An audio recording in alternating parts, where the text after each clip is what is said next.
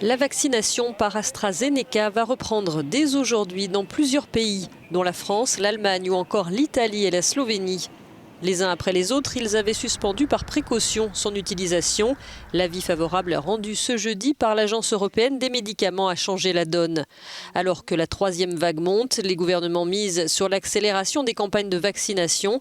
Le Premier ministre français qui s'est exprimé hier a annoncé qu'il recevrait lui-même une injection du vaccin AstraZeneca ce vendredi. La haute autorité de santé française, qui est chargée dans notre pays de formuler les indications de tel ou tel vaccin, actualisera sa recommandation s'agissant du vaccin AstraZeneca afin que nous puissions reprendre immédiatement, dans la foulée, dès demain après-midi, la campagne de vaccination.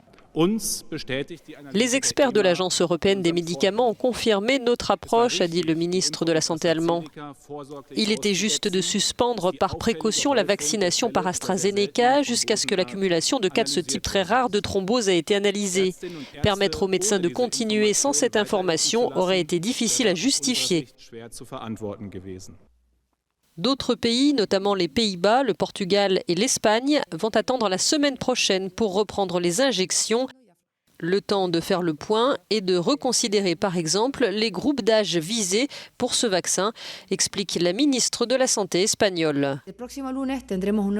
Lundi prochain, nous nous réunirons avec les régions pour définir définitivement quel groupe, sur la base de l'alerte reçue et de la modification du dossier technique, nous commencerons à vacciner avec AstraZeneca dans notre pays.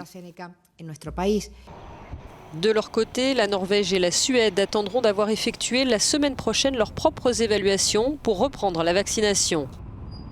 En Italie, les injections reprennent dès ce vendredi. Comme dans beaucoup de pays, un certain nombre de personnes gardent des réticences face au vaccin, tandis que d'autres assument la dose d'incertitude que comporte tout médicament.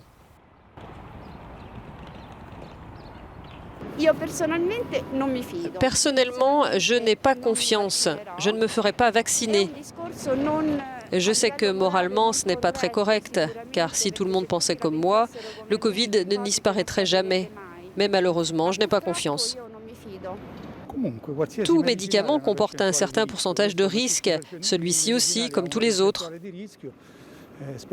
Croisons les doigts, je vais certainement l'obtenir et si je dois avoir l'AstraZeneca, alors je me ferai vacciner.